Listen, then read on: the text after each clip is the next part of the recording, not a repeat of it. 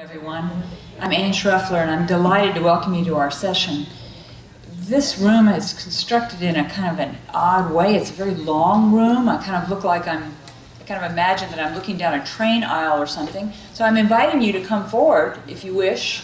Please come forward and come to the front. Also, you will have wonderful things that you will be able to see if you come to the front, because this session includes some show and tell. You'll find out. So you won't see that if you're in the back. You can sit wherever you like, but if you come to the front, you will see more. So please do. So welcome to the session, Louisville's Unconscious Composers, Mildred Hill, the Courier Women's Edition, and How Happy Birthday Was Made from African American Street Cries. I'm very excited about this session, and I was thrilled when Professor Michael Beckerman suggested it and organized it, because there's probably not another song that we know better than this one, but at least speaking for myself, that we know the least about. You know, I know very little about this song, but of course it's ubiquitous. So I'm very excited about this session and finding out more about it. Professor Beckerman is the Carol and Milton Petrie Professor of Music and the Collegiate Professor of Music at New York University. He's also a distinguished professor at the University of Lancaster. Of course, we all know Professor Beckerman's many books and articles, his scholarly work on Czech music, particularly on Janacek, Dvorak, Martinu. And his books and articles in these fields have received many awards. He has also received an honorary doctorate from the, I'm probably pronouncing this wrong, the Palacký University in the Czech Republic. Professor Beckerman has also worked on music in concentration camps, and some composers in Theresienstadt, Terezin, Pavel Haas, Gideon Klein, and issues of exile experiences, nationalism, immigration, national identity. Michael Beckerman's international activities, his very extensive international activities, include serving on the editorial board of the Complete Dvorak edition and on the International Board of Governors of the Jerusalem Academy of Music and Dance. Professor Beckerman has also contributed articles to many leading newspapers, including the New York Times. He is a pioneer, one of the voices of public musicology. We now call it public musicology. You did it before it was called that. And has been on radio, television, film, and has been a vital presence in concert halls and opera houses doing wonderful, famous pre-concert talks around the world. And I am also very proud to say that he served as vice president of the American Musicological Society, so among many, many other honors. So let's welcome Professor Beckerman, who will, during the course of this session, introduce the other participants and run the show, and I will just sit and watch. So thank you.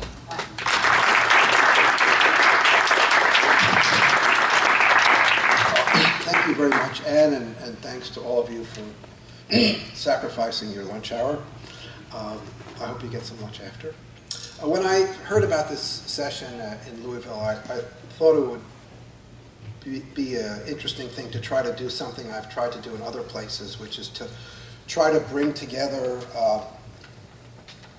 members of an academic, scholarly community with people working on the ground with a range of concerns about local issues and conditions. And I thought that would be, again, an exciting thing. So I've invited some wonderful guests along the way, and I'll introduce them as they come up.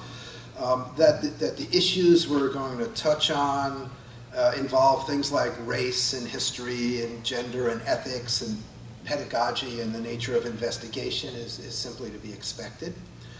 And while I hope we'll have a chance to look more broadly at both issues and conditions related to Louisville, the focus of this talk really will be Mildred Hill, Street Cries, and the composition of Happy Birthday. So I'd like to introduce the first person who's going to make some remarks. I'm very fortunate to have had many wonderful graduate students, but only one who's from Louisville. And so I'd like to introduce Dr. Andrew Burgard, who's just finished his dissertation on Janacek in Louisville. No, just and he's going to make some remarks about both coming of age in Louisville, but also about some local institutions. Please give him a warm welcome. Thank you.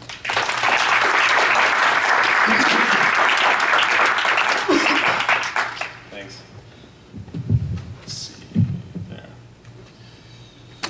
I'm delighted that Mike asked me to give a short personal preamble about Louisville's music history. I was born here and grew up entirely in Louisville, but moved away after I finished high school.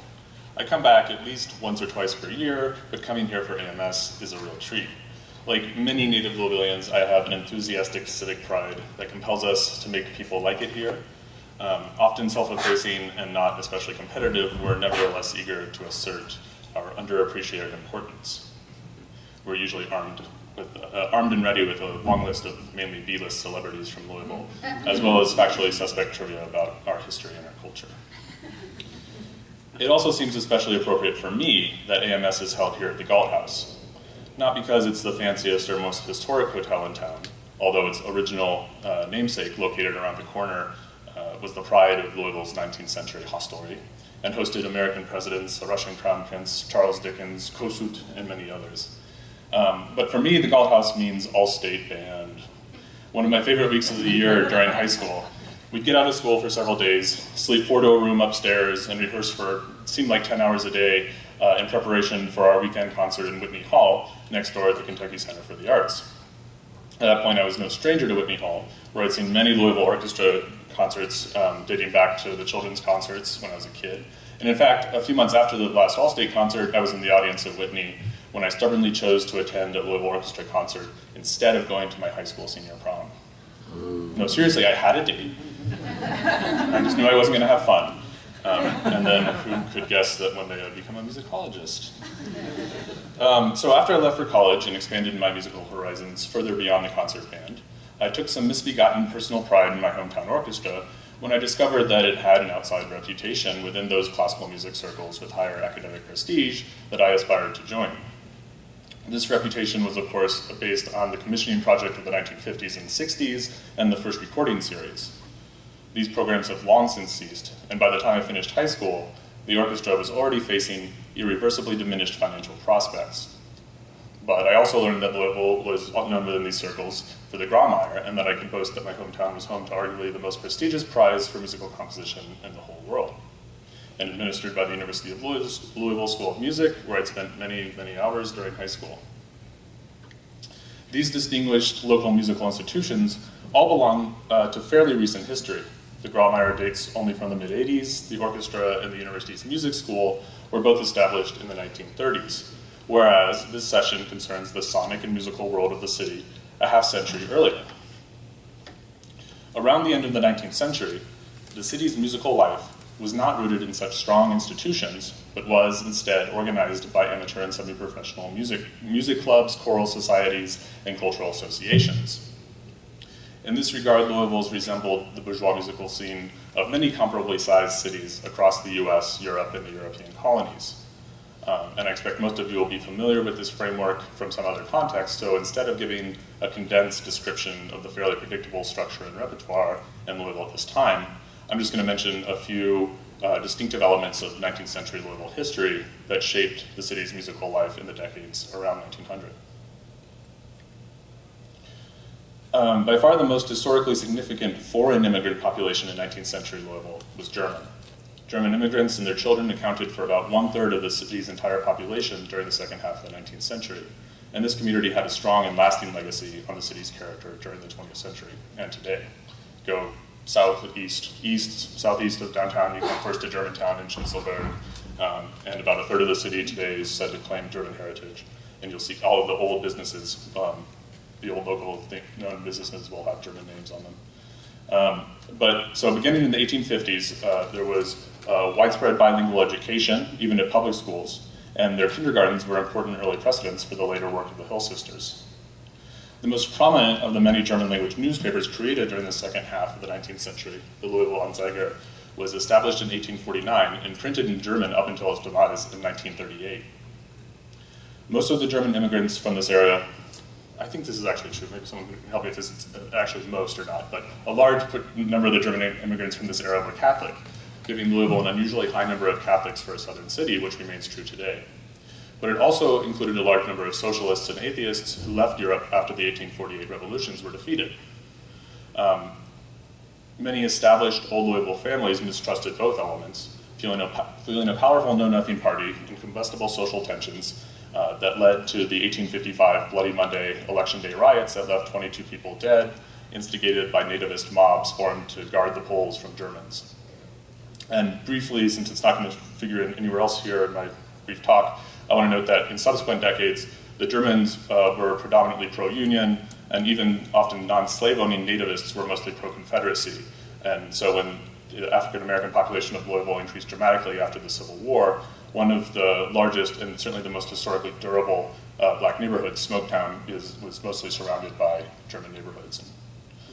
So a musical takeaway from that is, like in many comparable cities, German-style ensembles predominated in the musical landscape of 19th century Louisville, and German-born musicians were brought to town to lead these groups. But here, many of the important musical societies of the time, like the Liederkranz, were German language, and their members were often marginalized immigrants more than members of the bourgeoisie. However, as these social tensions decreased between nativist and immigrants and cultural assimilation became more common towards the end of the century, these singing groups often served to promote liberal ideas and to broker civic unity. In 1886, when Louisville hosted the first National Sängerfest in the West, a local newspaper reported that, quote, "The Central Committee for this festival have united with their American fellow citizens of Louisville, and the most cordial reception and assistance have been proffered by the latter, so that the splendor of the occasion will be unusual, and the festival will not be confined to the Germans alone, but will be a popular one in the broadest sense." And the last thing I'm going to mention is unfortunately very briefly, is the Southern Exposition, held in Louisville from 1883 to 1887. Do we have this? You throw that on there for me. Great. Which showcased Louisville's recent manufacturing growth and helped to launch a new industrial boom that drove Louisville's transformation into a modern city in multiple senses. Occupying 40 acres that were then the urban fringe, but now is the heart of old Louisville, the exposition lavishly displayed the splendors and conveniences of modern innovation, attracting throngs of visitors both local and from around the nation. The vast central building that we have here spread over 12 acres and featured electric illumination on an unprecedented scale that allowed its activities to continue well into the night. These activities included numerous concerts by nationally renowned orchestras and military bands. This included performances by two leading regiment bands from New York, which Mildred Hill, in her History of Louisville Music, described as presenting, quote, the best class of music of which a brass band is capable. And also a young Walter Damrosch's 40-piece orchestra. And Mildred Hill, in that history, described the importance of these concerts at the Southern Exposition in this following quote I'm going to read. "The result was that no city was ever blessed with a series of concerts of a higher order of music, and the genuine love of music by the Louisville public was evidenced by their appreciation of the music thus offered them. Nothing has ever done so much to cultivate and elevate the musical taste of the city as these concerts, and musicians look back to these days as a red-letter time in the musical history of Louisville." And so the exposition introduced the city to a new scale of professional music making that built interest and support for the development of a permanent local ensemble of that size and quality that ultimately was achieved in the 1930s. So stop there. Thank you.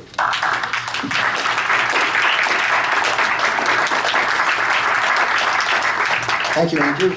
My own relationship to Louisville belongs with this President James K. Polk. No, that's not Polk, that's Dvorak, of course. And my first contacts occurred when I was following up on a comment by James Huneker, who claimed to be the first person to get Dvorak interested in using African-American melodies to make a symphony.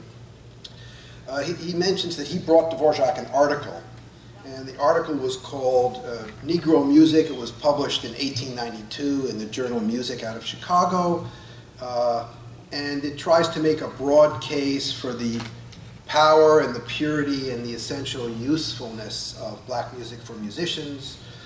So laden with illustrations, it begins by outlining the power of music to call forth images of the past. As you can see, it begins recalling the childhood in the South. The second part is a theoretical recipe, talks about scales and the Egyptians and the Eskimos, syncopations, and as you can see, various tunes. And then it makes a kind of peroration at the end when our American musical messiah sees fit to be born. He will then find ready to his hand a mass of lyrical and dramatic themes with which to construct a distinctively American music.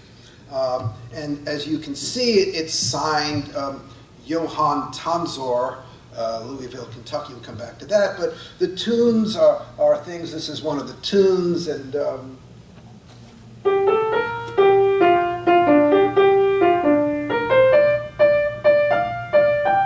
as I imagine Dvorak.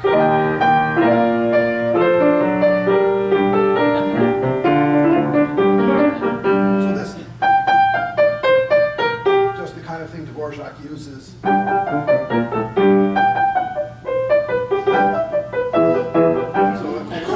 Scotch snaps and all that come out of this. And again, it's signed Johann Tanzor, Louisville, Kentucky. And Dvorak, after doing that,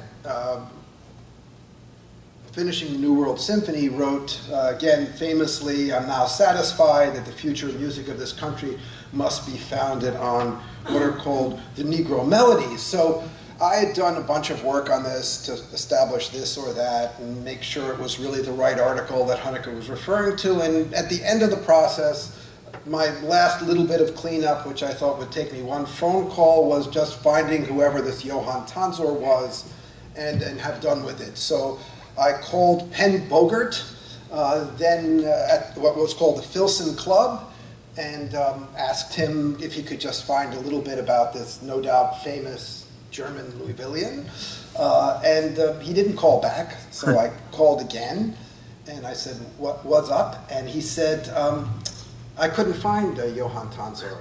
So you know, back in the days, you'd call and you'd ask for somebody's phone number, and they say, you don't have it. You say, could you try the next town over? So I said, could you try the next town over or whatever? And he said, no, you don't understand. There's no surname Tanzor in Kentucky between 1840 and 1920. So I knew it was some kind of pseudonym, but the question was, who was it?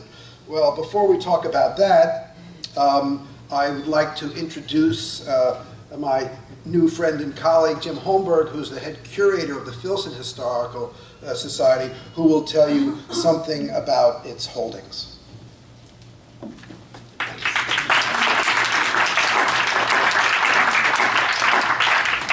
Well, it's a pleasure to be here and speak to you all today about the Filson and our holdings. And you all may have already encountered this a little bit, but Louisville is kind of a big town, but it's also a little town. And I met Andrew out in the hallway, and he says, "Do you remember me?"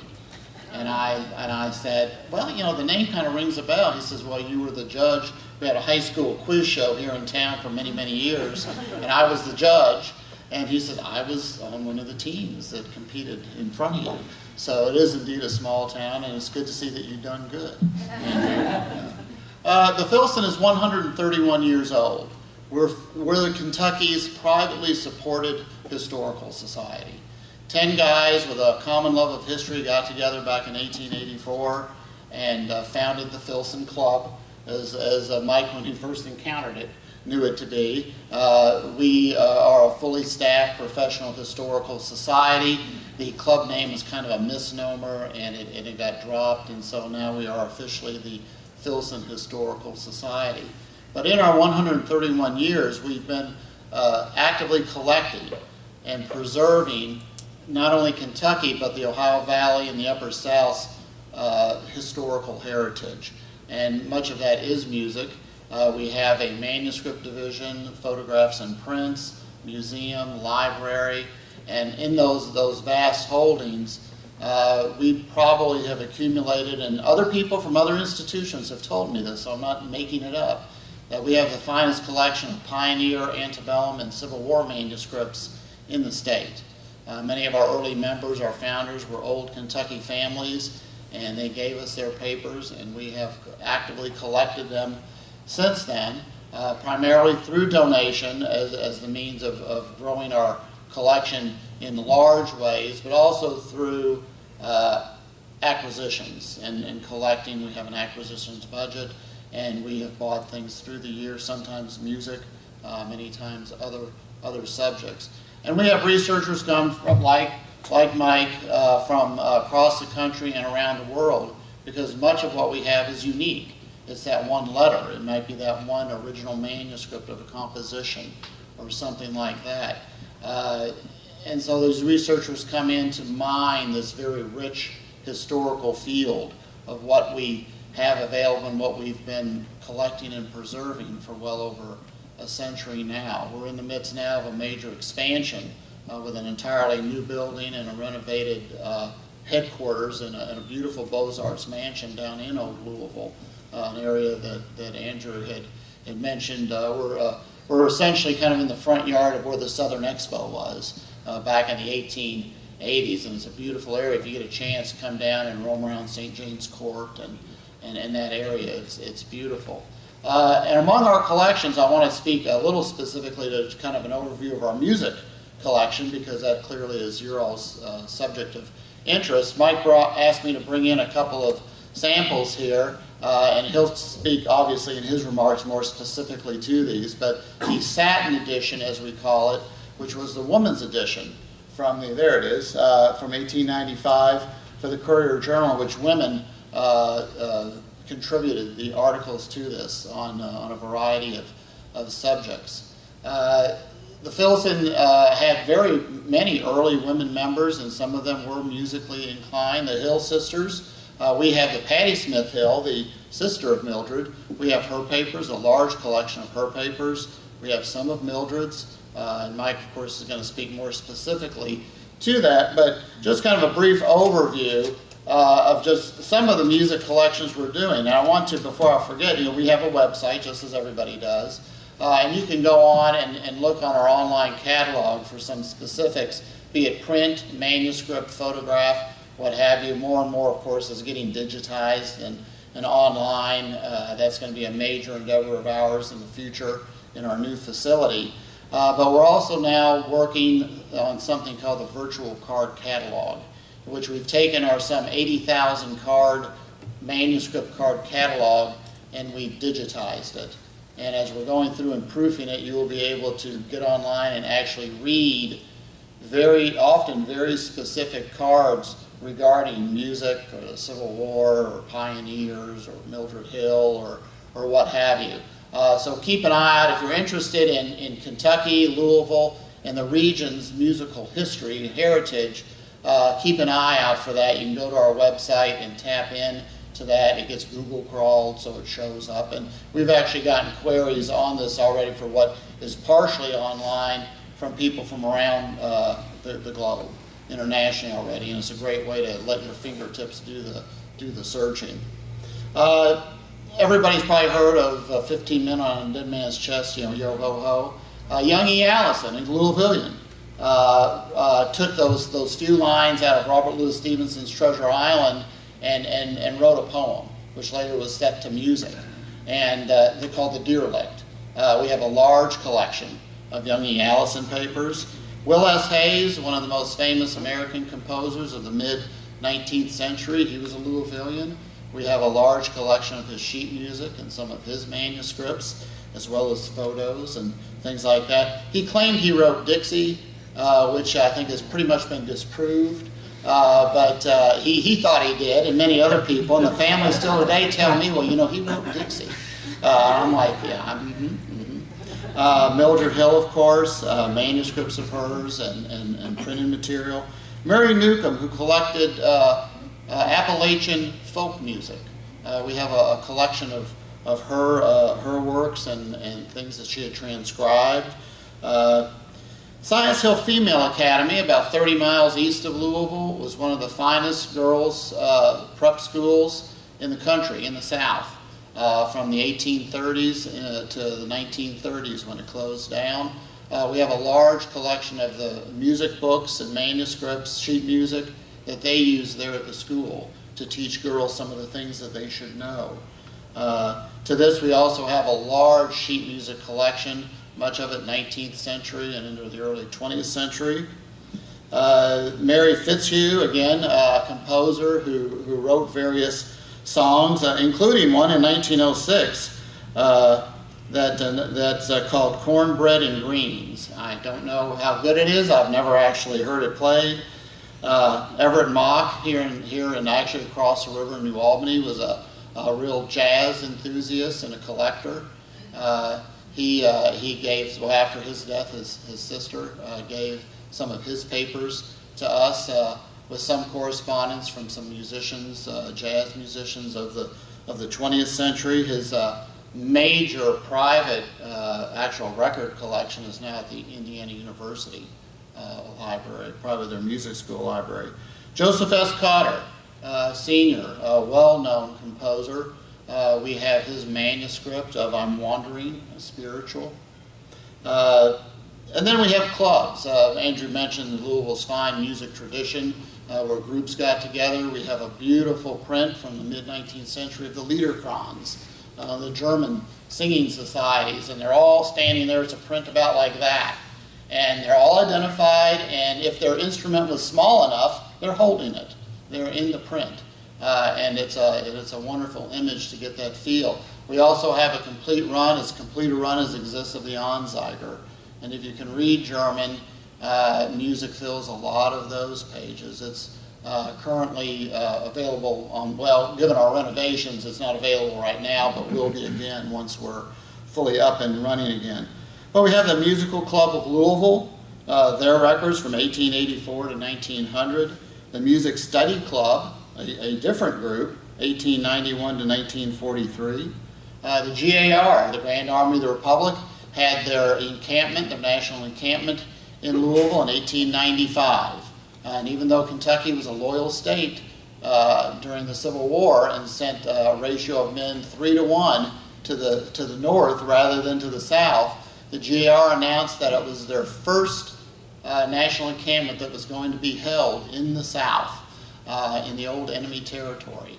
And so that's how things get kind of stuck in people's minds. But the Halls and Campfires Committee that was in charge of the music for the parades and the campfires that men would meet around, we have the records from that committee and the correspondence and what they were planning and things like that. Much more recently, probably one of our most recent musical collections is Faith Pillow, who is a singer and a composer, a native of Louisville, who had a career in Chicago and abroad, I think in Germany and the Netherlands mostly, in Denmark.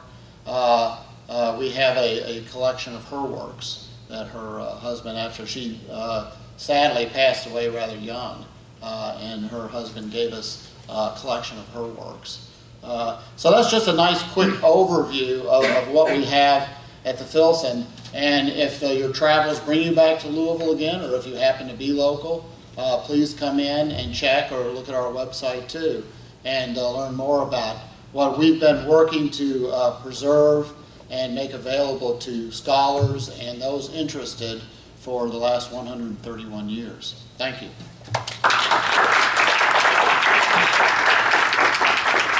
Thank you, Jim, for that. That's great.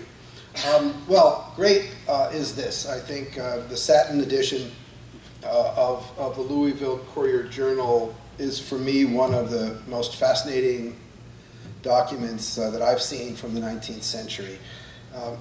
The attempt was made for kind of fundraising purposes to one day a year turn the entire operation of the newspaper over to women. That is, from the typesetting to the editorials to all the articles. You can see here it has the editor-in-chief, assistant editor, all the different departments are staffed by women. Again, in the mid-1890s, philanthropic projects like these women's clubs worked with newspapers and again in fundraisers, and these were distinctly different from, say, the women's pages of a newspaper. When I first heard about this, I thought it was, homemaking, but it's absolutely the opposite. This was a situation where many women who couldn't publish under their own names actually used this as a repository for their scholarly work. And so you have a daily newspaper that's much more like a high-class scholarly journal. The front page looks like a front page. It's just reportage, and but all women reporters. But there are women's issues throughout. As you can see, Wellesley from an educational standpoint, so sort of articles about education, articles about women around the world. This is an article on women of Algiers, scientific studies, a lesson in experimental psychology, normal training, and of course, a great deal of social consciousness. On the left side, you see what are we doing to save young girls, about labor laws, and on the right, the black list of states, the age at which women could actually be given in marriage without their consent. So these were issues taken up, many of them, in this women's edition of the Courier. There was a full music section, and this is the main page of the music section. The titles read, "Women in Music, first recognized by the World's Fair, their advancement, no concessions, now asked of the sterner sex, standing on their merit." And there was a nice little insignia here, as you can see. Not only do you have the singer and the little angels, but you can see the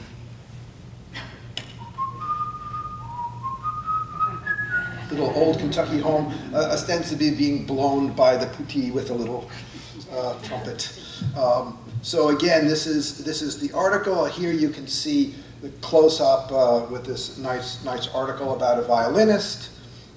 There were musical notes about Chaminade, Margaret Reuben Lang, Augusta Holmes, Amy Beach. So everything in this section, as it was in the other sections in this paper, focused on women and women's issues. And you can see on the left is a bunch of musical examples. I shall unveil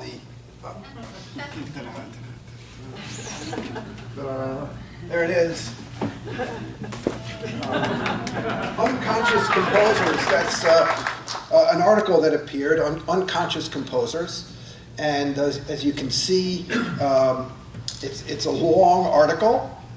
It's got 17 musical examples. It's again, it was an interesting piece with all kinds of writing about it.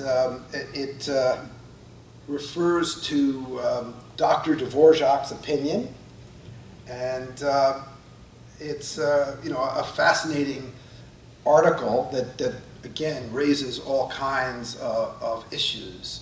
And we'll talk a little bit about Dr. Dvorak's opinion, but before we do, you can see at the very bottom there, it's signed MJH, and that, of course, is our hero of the day, Mildred Hill.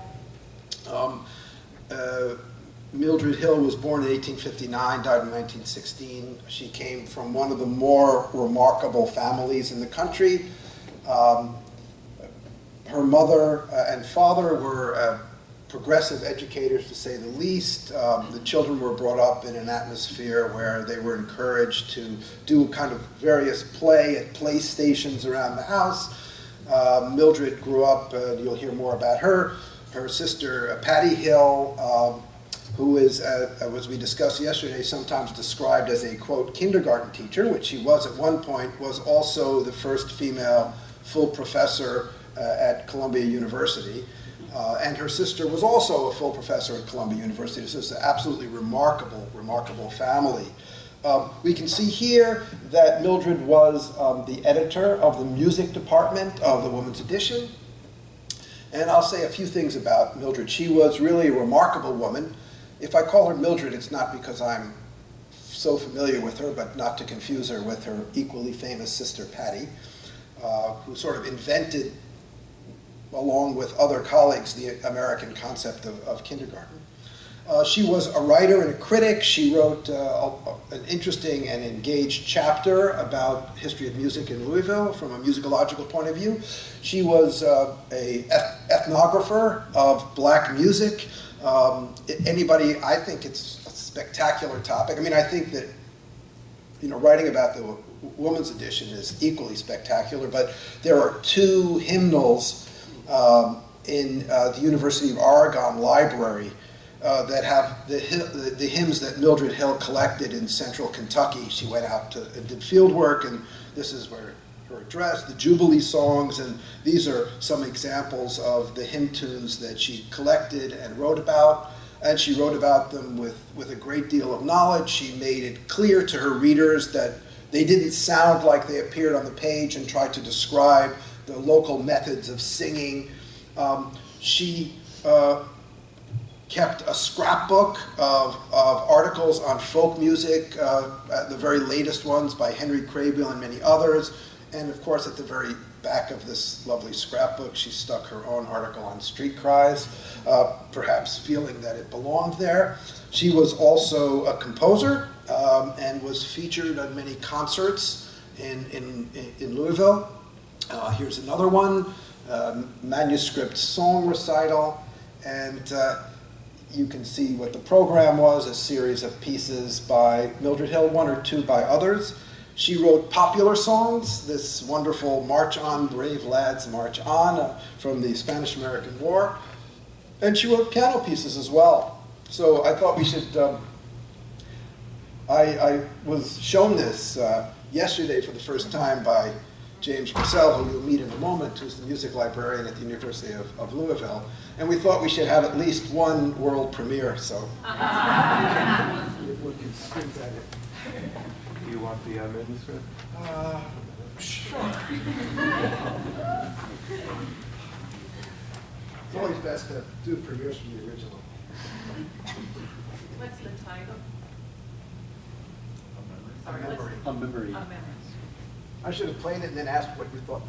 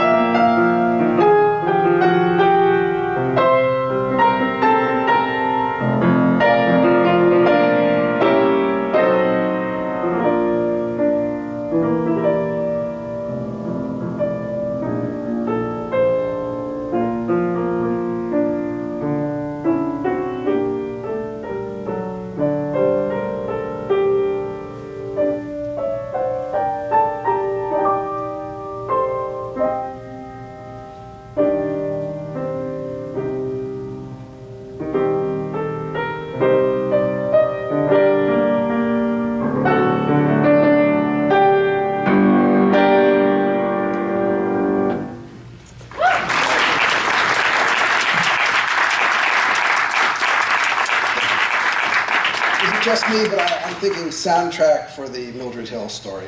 At any rate, so here's the article that we're talking about, this unconscious composers, and you can see the things all laid out here.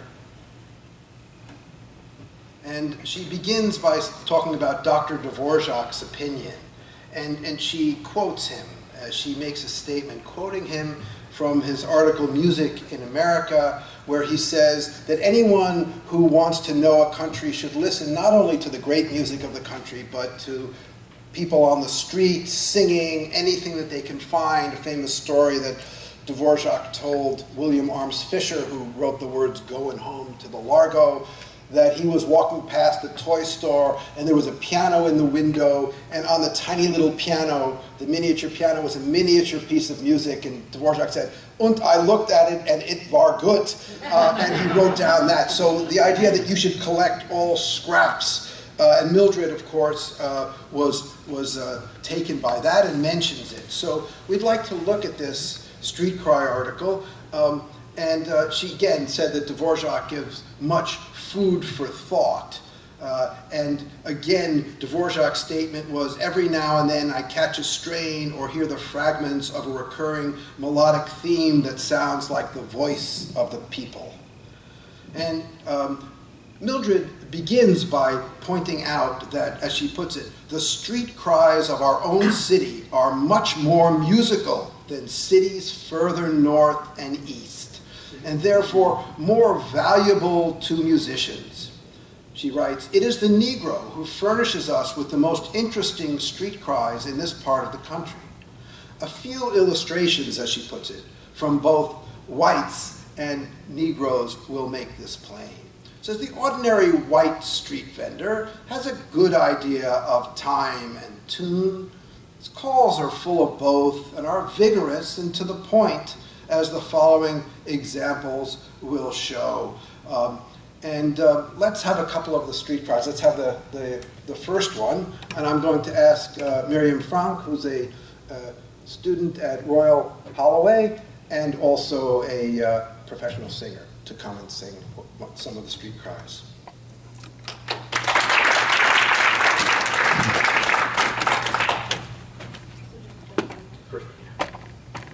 Here's your morning paper.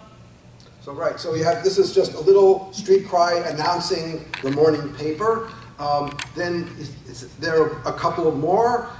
She says an article in the Music Review several years ago by Juliet Graves on the street calls of Chicago and Buffalo brought to light the interesting fact that the calls of the white newsboys in those cities and our own are much the same.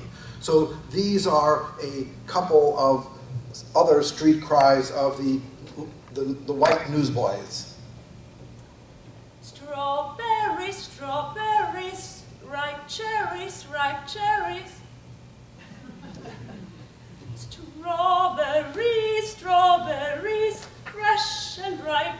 No, sorry, I was wrong. Which one am I singing? That's fine. Let's do that one again. Strawberries, strawberries, fresh and ripe, right off the vine. And she goes on to say, evade it as we may. I love that. The fact remains that genuine Negro music is the most characteristic we have in this country. Dvorak pertinently asks what melody could stop an American on the street in a strange land and make it the home feeling well up within him. Any of our ordinary popular songs would attract his attention, but it would be the real Negro melody that would bring tears to his eyes. This would assuredly be true of a Southerner. We must always make the distinction between genuine music of this kind and the numberless imitations, minstrel shows, and the like. So we have especially these songs. Old man drops stone dead with the coal, coal, because he wouldn't buy no coal, because he wouldn't buy no coal. So that's a little coal song that she took down. Several of these are quo-ho, quo-ho, quo-ho. And this one, which she said she met a black man who told her, I made it up out of my own head. I just whistled it to let folks know I'm passing by, but never knowed no white folks was noticing it. So this is this.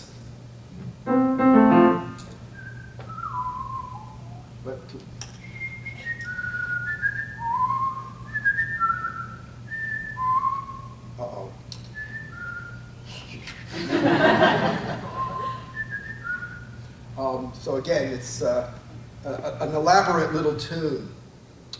So one thing that this article makes clear, which has not to do with our main subject, is some tedious commentary that undoubtedly Mildred Hill is Johann Tonsor. Not only was she the only person who had the set of skills and background to write Tonsor's article, but she uses the same words in her published works that are under her own name as Johann Tonsor uses.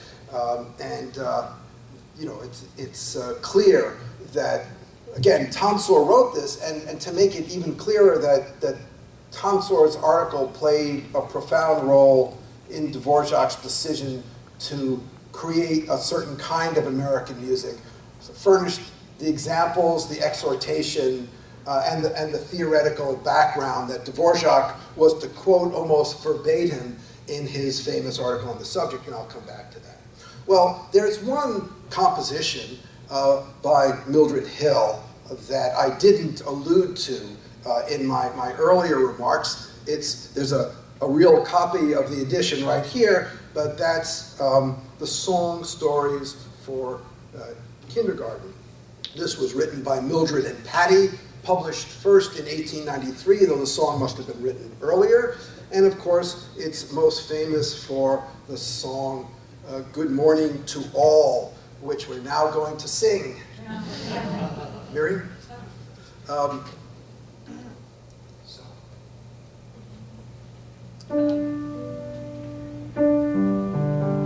Good morning to you, good morning to you, good morning, dear children, good morning to you. So to be sung standing, brightly, and that's not quite the way we know it.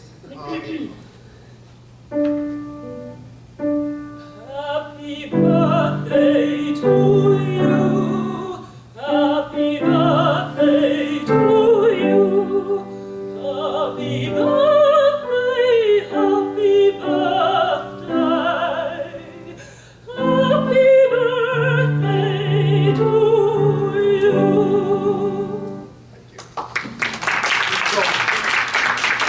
So the way we know it, or the way we think we know it, is twice, half the speed of probably the original, the way it was sung. That's another topic which I won't be speaking about today, but just there's a wonderful book called How Buildings Learn, which looks at actually pairs of buildings in places like New York that were once exactly the same, but over time transformed. So there's a whole thing about how a tune like that has changed and transformed over time, slowed down for various reasons. So it's my contention that this short song, with its various movements, like ba-da-da-dee, ba-da-da-dee, ba-dee-da, that shape of Happy Birthday and its shortness was modeled on these street cries, was written with reference to them. And ones like this one as well, and this is a little sort of diagram that, again, you have this sort of pentatonic opening of, and here,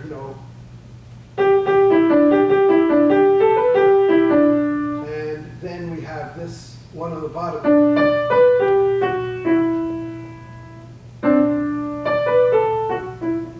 So we have these kinds of gestures that populate this very, very short but famous song, seem very close to these kinds of things. By the way, it's something that's a little bit different if you can see it. This is, well, I'll show that in a second.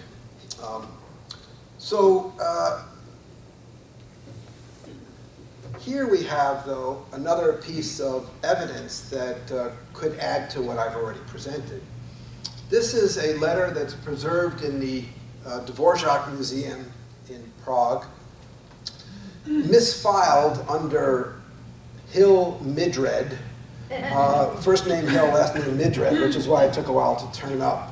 And this was written by Mildred Hill to Dvorak on March 2nd of 1895. She said, "Honored sir, may I address you on a subject which you seem to be much interested in, my street cries. After reading your article in the February Harper, I looked up a collection of street cries I've been gathering for several years, and I'm writing an article for the women's edition."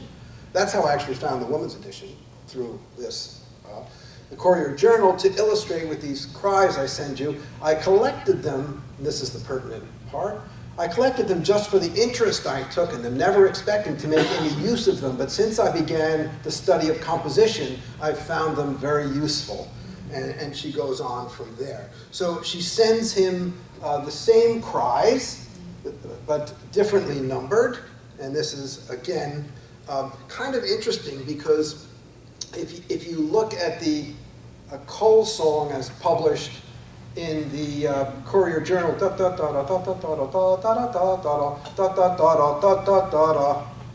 when she sends it to him, if you look at the next to last system, bum bum ba da ba ba ba da da da da. So she was a bit more careful. She sent him a slightly different version. And also, if you look at this one, this is the version in the Courier. And here's the version, from the, so you get the little grace notes that she's giving to Dvorak. Now, whether she thought that Dvorak could make sense of them and the average reader of the Courier Journal couldn't, but again, we have a slightly different version here than the one she sends to Dvorak. Both of them shared something, I think, rather profound. So this is from The Real Value of Negro Melodies, written in May 1893, where Dvorak says to James Creelman, the famous yellow journalist, "I'm now satisfied that the future music of this country must be founded on what are called Negro melodies. They must be the real foundation of any serious and original school of composition." And then Johann Tanzer, aka Mildred, says again, "When our American musical messiah sees fit to be born, he'll then find ready to his hand a mass of lyrical and dramatic themes with which to construct a distinctively American music." I'll have more to say about this and exactly what I think this meant for both Mildred Hill and Dvorak, but I think it very much involved these street cries. But first, I'd like to introduce James Purcell, the music librarian at the University of Louisville, who'll tell us something about the collections and in particularly the Mildred Hill material there. Please give him a warm welcome.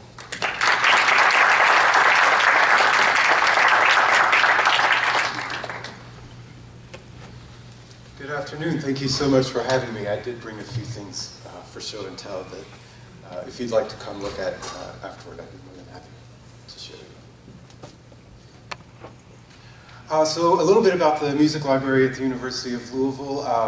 As far as numbers go, it's a little tough, but roughly 185,000 volumes in the library, maybe about 60,000 scores, 30 or 40,000 books. And many, many special and archival collections, which I'll talk a little bit about.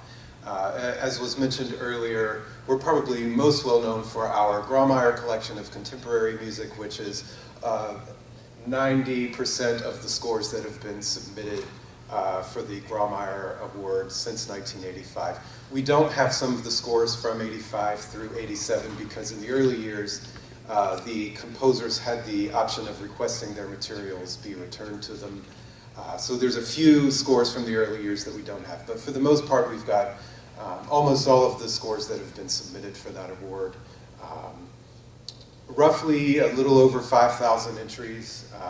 We do have all the 2016 entries. The 2016 winner will be announced in a couple of weeks, just after Thanksgiving. And one of the really fun things about working in the music library is that we get to know who the winner's going to be a few weeks before. So I just learned who it was, and I'm very excited that they're going to announce that.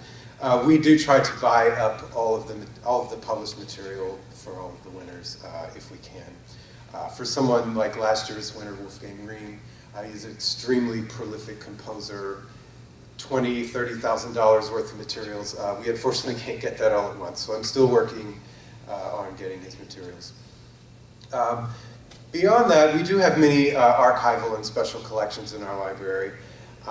Many historical documents related to the history of music in Louisville. Earlier, we saw some photos of the Southern Exposition. We've got concert programs from around that time, tens of thousands of concert programs. Many other things that are sort of unprocessed, uncatalogued, and just sort of hiding away in an archive room where they've been untouched for many decades. And I've really been trying for the past, this is my 8th year at U of L. Since I started working in the library, I've really tried my best to learn more about what we have in our special collections, document it, provide access to it, because in many cases it's just a bunch of stuff that's sort of thrown together in a folder, and really no one knows that we have it. One of those collections, which I recently received a huge amount of press for this.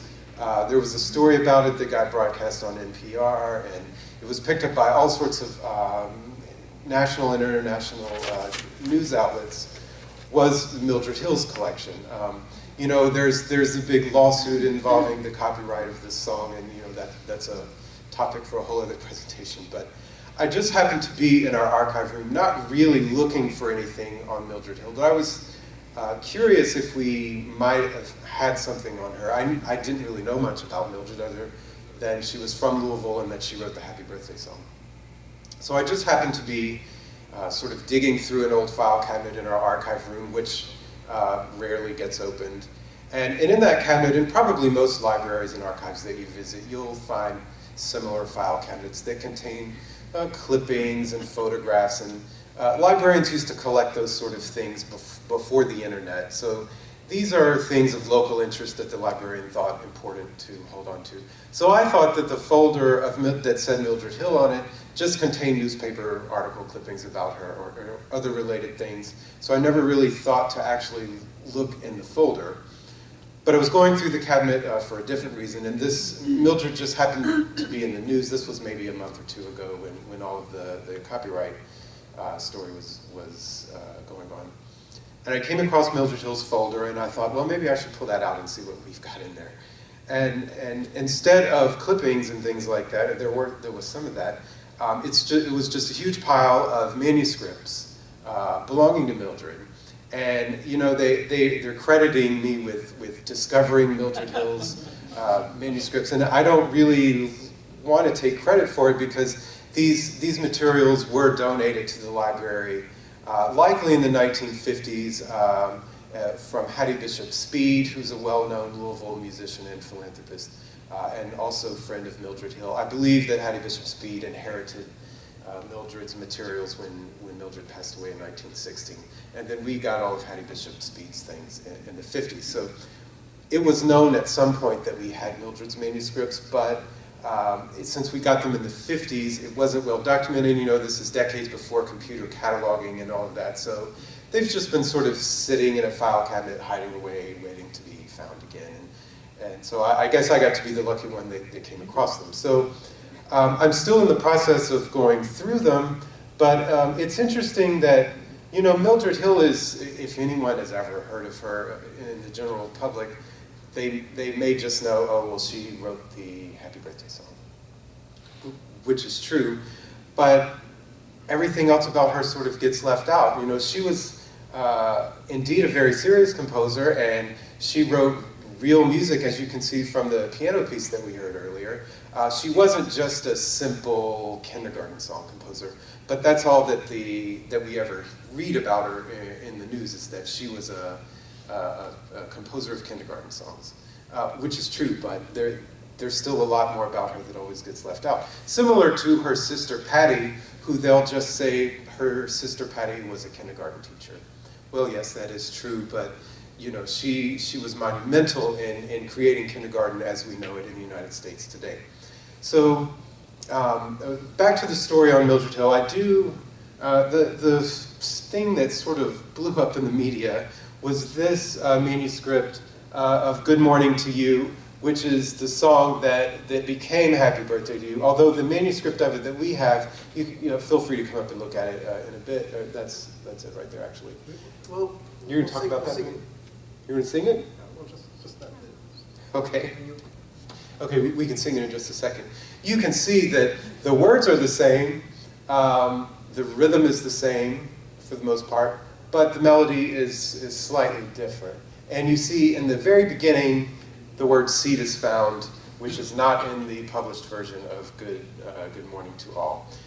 In this manuscript notebook of Mildred's, it starts on page 2. We do not have page 1. I don't know where that is, which contains the beginning of this song. So the news media folks, while I try to convey that this is likely not the original manuscript of Good Morning to All, this appears to be some sort of version of the song, possibly an early version, possibly a later version, because in what I've read about Mildred, she would often edit her songs. You know, if the kindergarten kids had a tough time singing a particular interval or something like that, she would make it a little simpler. So I really didn't know what this was, but of course the news media folks, in an attempt to get more clicks and get more views and all of that, sort of reports, not all, but some reported this as the original manuscript for Good Morning to All has been found, locked, they sort of made it a little more than it was. But I was really honored that I got so much attention for this, because in my normal work as a librarian, I never really get do anything with the media. So I got to be on a few local morning TV shows and radio shows, and an interview that I did with our local NPR affiliate got picked up by the big NPR. And so it was so bizarre to hear my own voice on NPR. So it got a ton of press coverage, and still every few days I'll get an email from someone asking more about this. So I'm glad that there appears to be interest in the music of Mildred Hill. I'm working on, I just have this idea, I don't really have a concrete idea of what I want to do, but her music, much of it was never published. She did have some works published, but many of the things of her manuscripts that we have never got published. Maybe many of them were never even performed. So what I'd like to do, hopefully sometime in 2016, since that would be the 100th anniversary of her death, is to arrange a concert of her works, because I think people would really be interested to hear some of her music, and it would let folks know that yes, she did write real music, not just these simple kindergarten songs, which she's most known for. Mildred passed away in 1916, really a long time before the song sort of caught on. So she never had any idea that her simple little song, which she probably didn't think much about when she wrote it, because it's in a book with 70 other songs, what it would go on to become. So I would really like to put together a concert of Mildred's music and have some of it performed. She wrote lots of songs, several works for solo piano, what appears to be a song cycle or a chamber opera called The Little Mermaid in 1899. And she wrote a little bit for strings from what I can tell. I still haven't had a chance to go through everything, but you're all welcome. We're located just a couple of miles down the street, not quite within walking distance, although Mike walked to us yesterday. If you have some time while you're here, you're more than welcome to visit us. We're located in the School of Music building at the University of Louisville. I'd be glad to tell you more about this collection or any of our other collections if you'd like to come for a tour. So we do want to sing Mildred's? I think we do. Okay. I will step away from the microphone. I'm not a singer.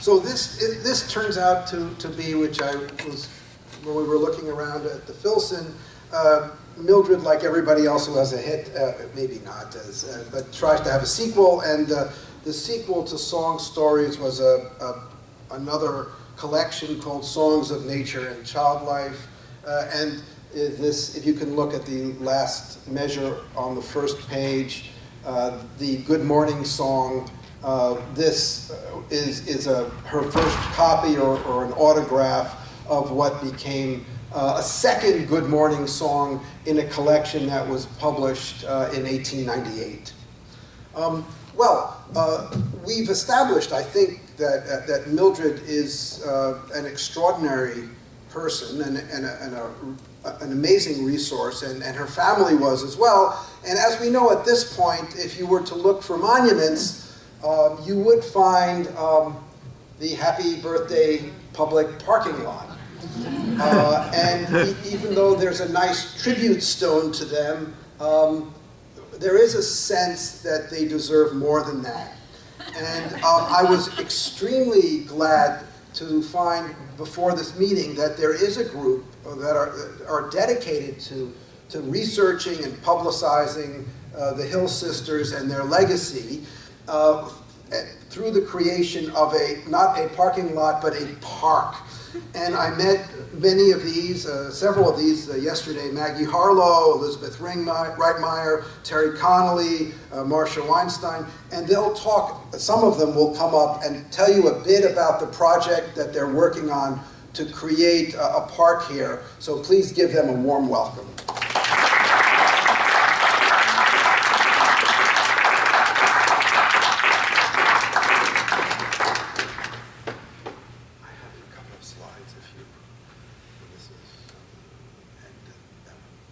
Thank you, Michael. Thank you, everyone, for being here. Very exciting. Michael reached Marcia just over the weekend, and suddenly we're with all these people who are excited and interested in the same women that we're excited and interested in. So we are really thrilled to be here. I'm Maggie Harlow, and I don't study music. I don't study history. But I am a woman, and I'm from Louisville. And so we're the Hill sisters. So I'm current president of the the Patty and Mildred Hill Happy Birthday Park nonprofit. And I'd like my fellow board members to stand. We have a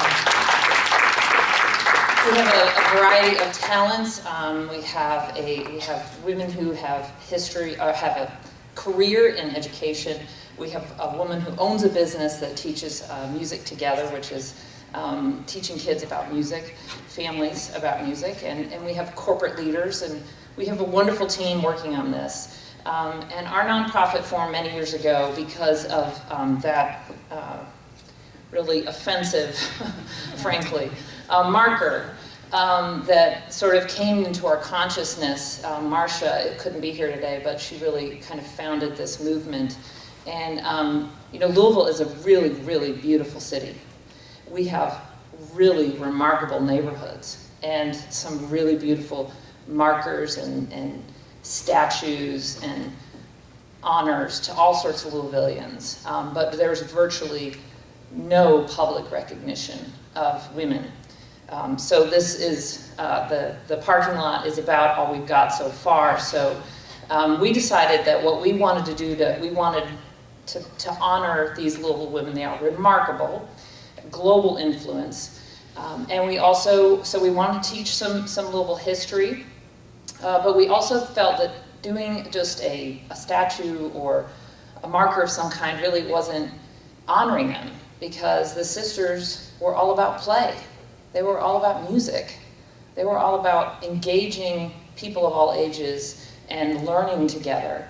And so we decided what really was more appropriate was to build a play space, a musical space, something that they would approve of. And we often sort of imagine them at our table when we are having our board meetings. What would Patty say? What would Mildred say about what we're working on? We have been raising money. We have been working on figuring out what are we really building and where are we building it. We have had some opportunities with some spaces, but we're being as picky as we can afford to be in terms of where this is going to be. We know that Patty and Mildred will want this to be accessible to kids of all types of backgrounds and adults of all types of backgrounds. So it's important to us to build something appropriate. So we're working with a design firm locally, a woman-owned design firm called Solid Light, and they do experiential design. And so we are working on concepts right now, as well as locations as we do our fundraising simultaneously. So we hope to have a public space, a fun space, an engaging space. Here in the upper left, you see this, I guess hurdy-gurdy is the right term for that, that might play the happy birthday tune. But we want to create something that is interactive. The sisters were about sort of that open-ended play. And all of us are musicians and all of us are artists, so how do we tap into that? And then we want to also start locally, but we hope to grow globally. So we would love to create an initiative to help other cities and communities build experiences like this that would be Hill Sister approved. And I'd like to put on the dress of Patty and Mildred. I've been known to, my sister and I, who happens to be a Patty, she and I happen to dress up in Victorian gear and promote the sisters occasionally for our efforts. So we feel like we want to make them very real. They were very real, powerful, influential women.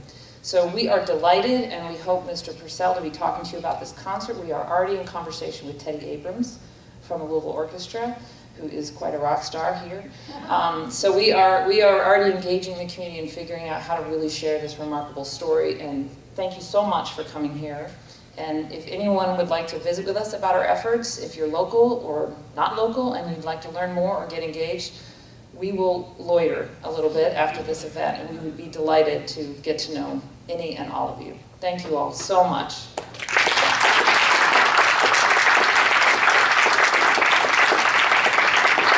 Thank you so much, Maggie, and the rest of the members of the board for coming. It's really been a treat to get to know you.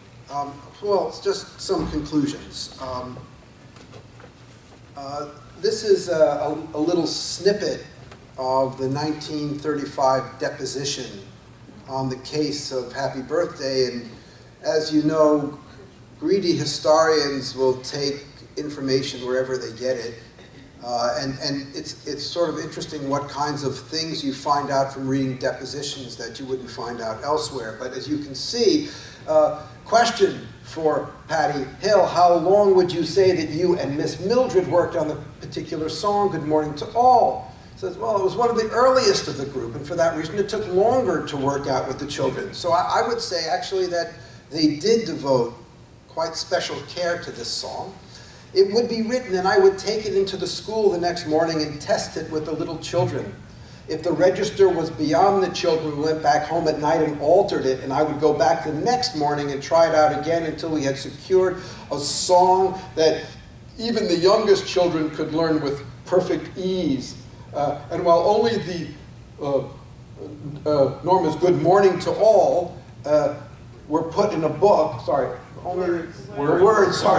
words Good Morning to All were put in the book, we used it for goodbye to you, happy journey to you, happy Christmas to you, and happy New Year to you, happy vacation to you, and so forth. Did you also use the words happy birthday to you? Yes, we did.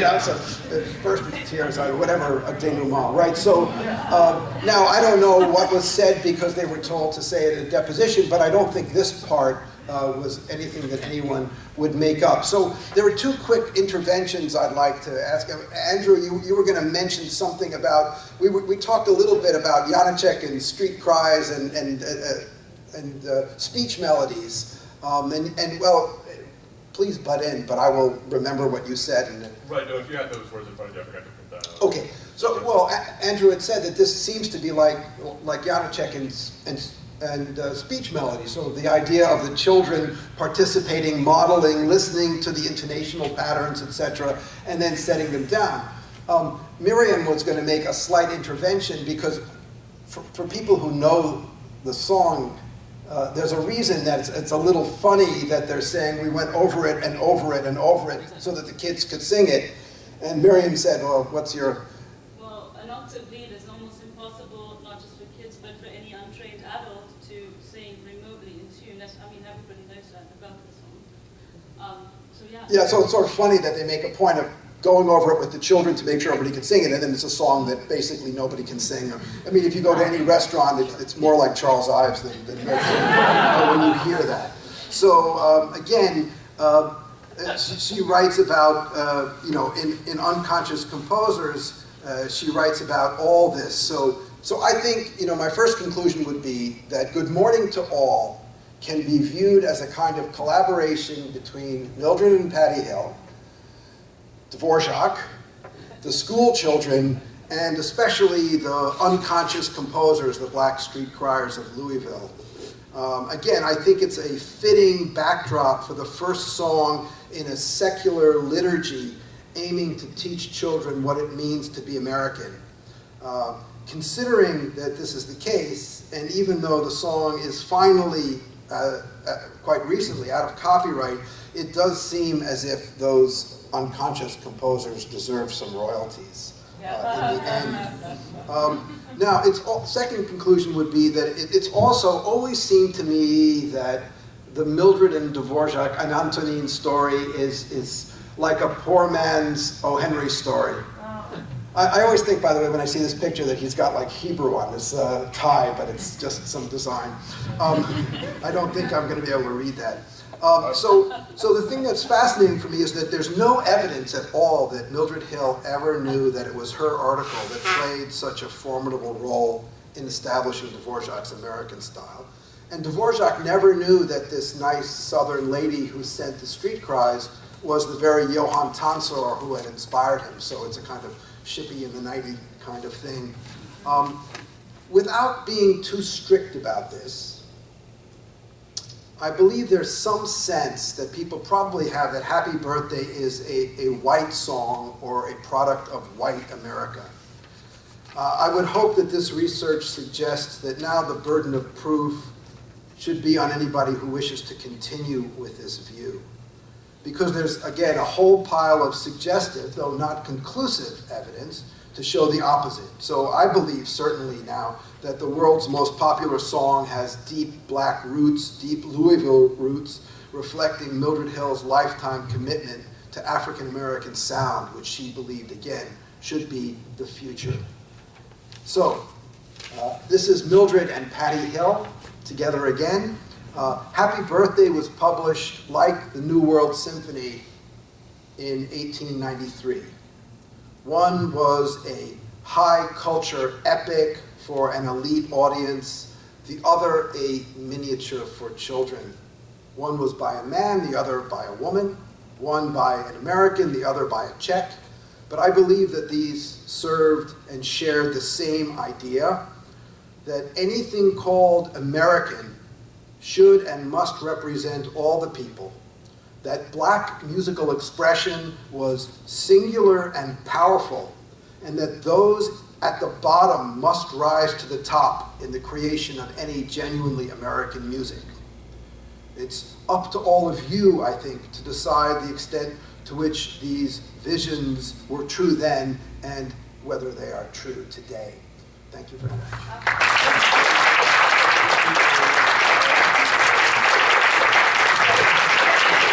Thank you.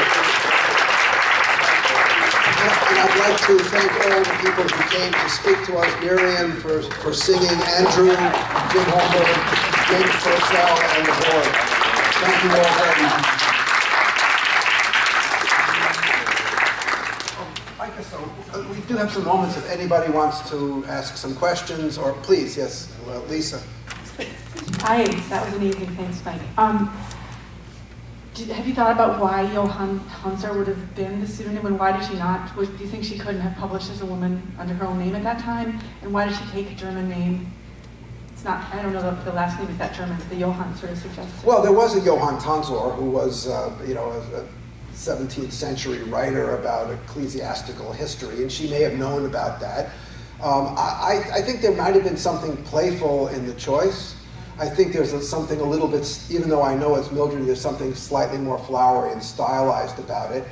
I really don't know enough about her because mostly her letters haven't survived. We have the manuscripts, we have the writings, the published things.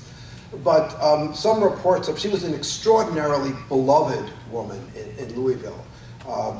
Everyone writes about her with enormous affection, and she seems to have been quite playful as well. So there may have been something in that. I think maybe just as some composers, as we know, wear masks when they write letters, that she was wearing the mask of Johann Tonsor, speaking about Heimweh. But it is funny, and I should have picked it up sooner. It begins as one who has grown up in the South and signed Johann Tonsor. I mean, not that there can't be, but at that point there really wasn't. So I think it was, she believed she would be taken seriously with a name like that and writing in a style like that. And as they say in New York, it worked. Thanks.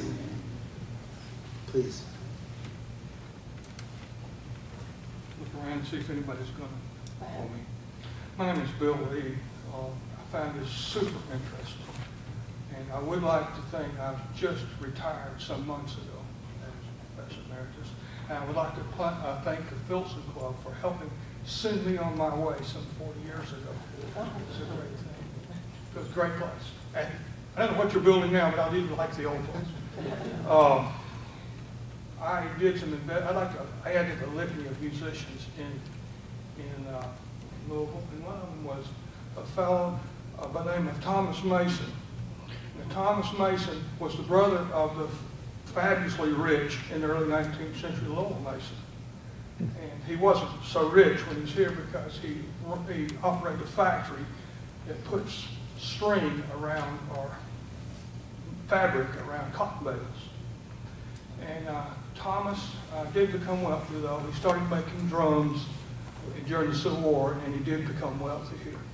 But it's a very interesting connection, and the synergy between the German community and between those many people that came from up north to run factories, be leaders in the community. That was really interesting, the synergy between those two groups in Cincinnati, Louisville, St. Louis, and so forth.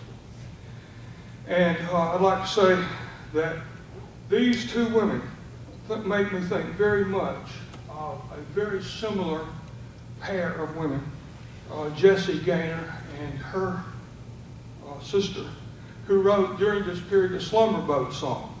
The Slumber Boat Song during this period was one of the most famous children's songs ever written, and it was, everybody did it. And she wrote opera, Gaynor wrote opera, very, very much like these people. Very much like them. And I would suggest that are these musicians who happen to write children's songs, or were these educationists, people who were trying to save, in a typical progressive fashion, trying to save children, progressive child savers? That's the question that I hope somebody will answer. Thank you. Well, I think, it's very clear from Patty's work, Patty Hill's work, that she had a concept of kindergarten as the kind of pathway from the home to the world of civic commerce, and that the experiences of the child in kindergarten were extraordinarily important for what the child would become and how the child would make that transition, and that these songs were in every way symbolically and actually a critical part of the process, and had to be.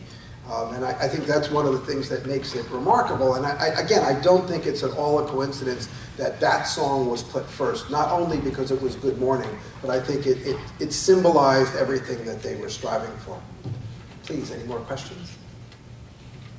Yes, Bill. Do we know anything, thanks, fabulous session, but do we know anything about the pathway from Mildred Hill to Clayton Sumi, the publishers, in Chicago? Well, I think we do, and there's a really wonderful article which I can recommend because I think I'm being we're being closed down.